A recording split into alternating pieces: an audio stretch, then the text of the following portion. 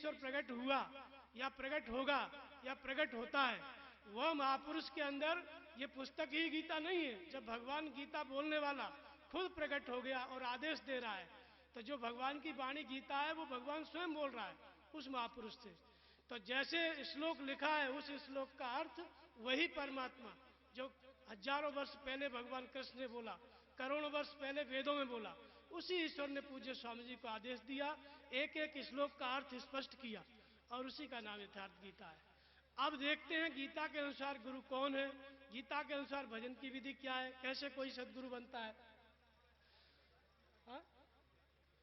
तो भगवान श्री कृष्ण ने गीता में बताया कि अर्जुन ईश्वर कहाँ रहता है। तो ईश्वर सर्वभूतानाम हृदय से अर्जुन तिष्ठति ब्राह्म्यान सर्वभूतानि यंत्रारूढ़ान माया।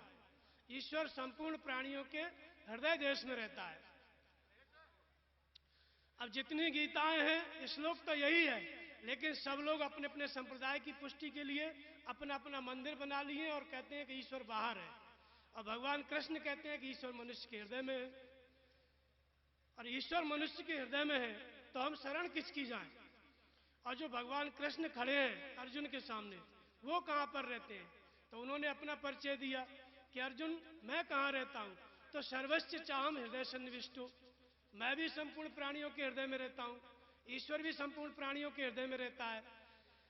तो बाहर जो खड़ा हुआ महापुरुष है आपके सामने, वह भी ईश्वर स्वरूप हो जाता है, इसलिए वो भी आपके हृदय में ही रहता है। उसका यदि हम अलग से मंदिर बनवाएं, समाधि की पूजा करें या अलग से उसकी पूजा का विधान बैठाएं, तो वह भी गलत है, क्योंकि भगवान कृष्ण खुद कहते हैं कि सर्वस्व चाहम हृदय सन्निविष्टो, मैं भी सबके हृदय में रहता हूं, ईश्वर भी हृदय में रहता है। तो ईश्वर हृदय में रहता है तो शरण किसकी जाए। तो कहते हैं कि तमेव शरणम गच्छ सर्वभावेन भारत, संपूर्ण श्रद्धा से अर्जुन तू अपने हृदय स्थित ईश्वर की शरण में जा। तो हृदय स्थित ईश्वर की शरण में हम चले गए, सब कुछ बाहर का देवी देवता भूत प्रेत सब छोड़ के अपने अंदर के ईश्वर के प्रति समर्पित हो गए, गीता की बात को मान लिया, तो फिर उससे लाभ क्या है। तो कहते हैं तत्प्रसादात परम शांति, उस हृदय स्थित ईश्वर की कृपा से अर्जुन तू परम शांति को प्राप्त करेगा। हम लोग बाहर पूजा करके क्या खोजते हैं, सुख मिल जाए, शांति मिल जाए, धन मिल जाए, संपत्ति मिल जाए, अपनी अपनी इच्छाओं की पूर्ति खोजते हैं, और इच्छाओं की पूर्ति के परिणाम में हम सोचते हैं कि ये मिल जाएगा तो शांति मिलेगी, ये मिल जाएगा तो शांति मिलेगी। और शांति का, परम शांति का स्रोत कहाँ है, मनुष्य के अंदर बैठा हुआ ईश्वर, हृदय स्थित ईश्वर। तो हृदय स्थित ईश्वर परम शांति का स्रोत है, और हम शांति के लिए बाहर भटकते हैं। फिर भगवान श्री कृष्ण कहते हैं कि इससे भी गुप्त बात सुनो अर्जुन, मन मना भव मद भक्तो मध्याजी माम नमस्कुरु मामे वैश्य सत्यम ते प्रति जाने प्रियोस्मि। तो इससे गुप्त बात क्या है कि तू मेरी शरण में आ। अब एक ही भगवान कृष्ण दो बात कहते हैं, पहले कहा कि अर्जुन ईश्वर तुम्हारे अंदर है उसकी शरण जा, फिर कहते हैं कि नहीं ईश्वर मैं हूं, मेरी शरण में आओ। तो वास्तव में ये महापुरुष क्या कहना चाहते हैं, इसका तात्पर्य यह है कि अगर बाहर आपको कृष्ण जैसा महापुरुष खोजना है, राम जैसा महापुरुष खोजना है, कबीर जैसा महापुरुष खोजना है, तो आपको सबसे पहले जो शास्त्र की बात है, गीता शास्त्र है अनादिकाल से, सृष्टि के आरंभ से, पहले उसकी बात को आपको मानना पड़ेगा।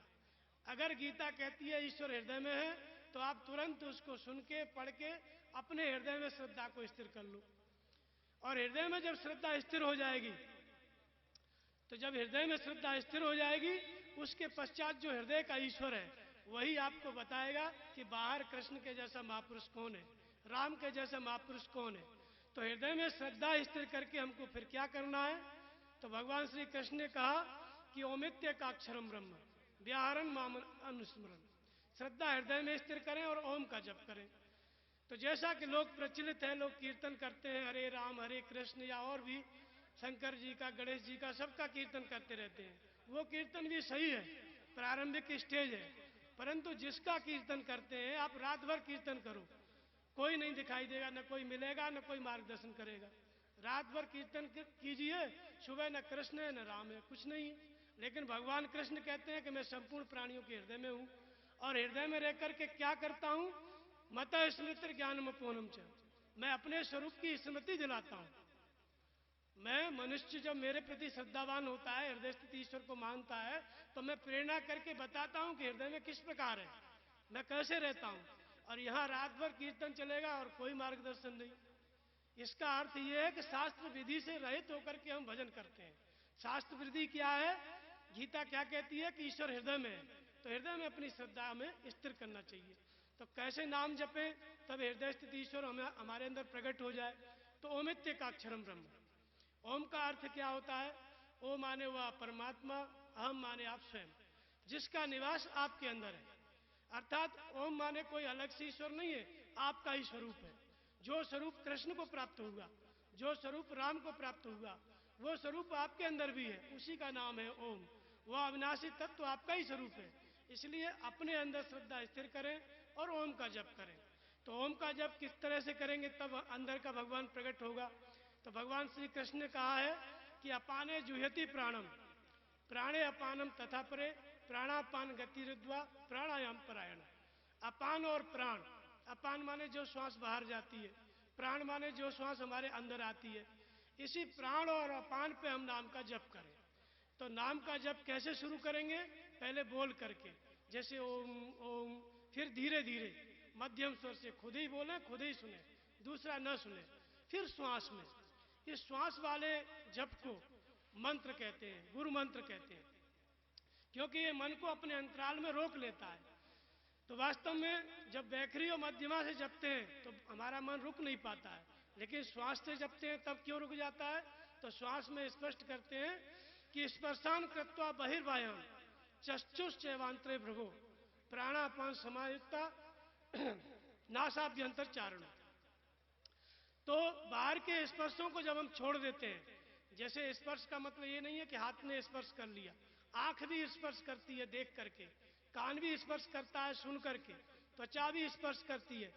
तो वास्तव में बाहर के दृश्यों को और शब्दों को समेट करके, हटा करके, फिर हम अपने मन को जब श्वास को देखने में लगाते हैं, श्वास अंदर गई तो ओम, बाहर आई तो ओम। जब श्वास में मन एकाग्र हो जाता है, केवल ओम इतना ही शब्द सुनाई देता है, दूसरे विचार दूसरे दृश्य विलीन हो जाते हैं, तब यही नाम जो है मंत्र की संज्ञा ले लेता है। इसी नाम को फिर मंत्र कहते हैं, क्योंकि मन के अंतराल में ये रोकने में सक्षम हो जाता है। इसलिए इसी स्थिति में इसी ओम को प्रणव कहा गया। प्राणों को अपने अंतराल में इसने रोक लिया। तो इस स्थिति में जब नाम जपते जपते मन रुक जाता है तो फिर आगे उसको कहते हैं परावाणी। श्वास में मन स्थिर हो गया, नाम में मन स्थिर हो गया, तो जिसका नाम परमात्मा है, जो ओम था, जो अविनाशी तत्व था, वो प्रकट हो जाता है। भगवान श्री कृष्ण ने कहा है कि यश्च सर्वे समारंभा काम संकल्प वर्जिता ज्ञानाग्नि दग्ध कर्माणम तमाव पंडितम बुधा।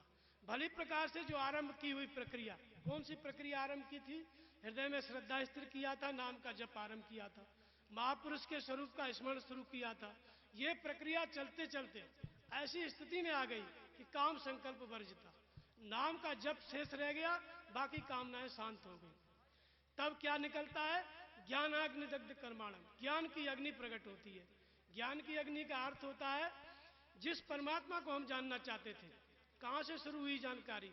अध्यात्म ज्ञान नित्यत्व, आत्मा के आधिपत्य में जानकारी शुरू होती है। आत्मा निर्देशन करे, आत्मा बोले और हम आत्मा की आवाज को समझे, यहां से ज्ञान की शुरुआत है।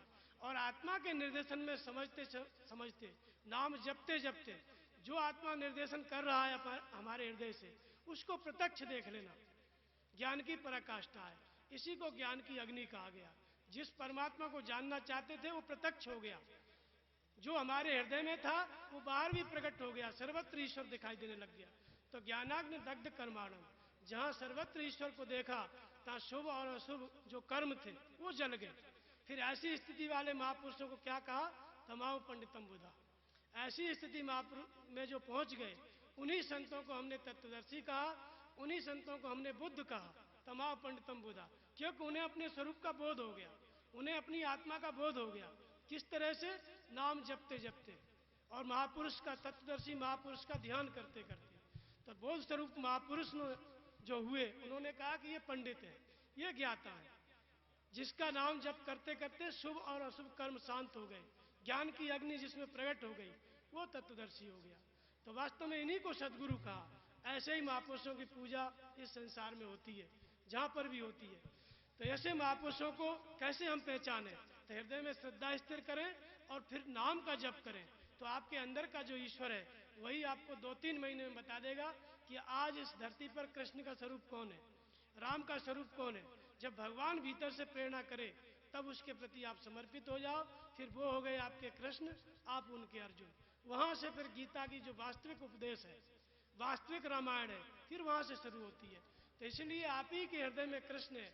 और तो वास्तव में जैसे गीता धर्मशास्त्र है और उसका शुद्ध भाष्य यथार्थ गीता है, यथार्थ गीता की कोई आवश्यकता नहीं थी।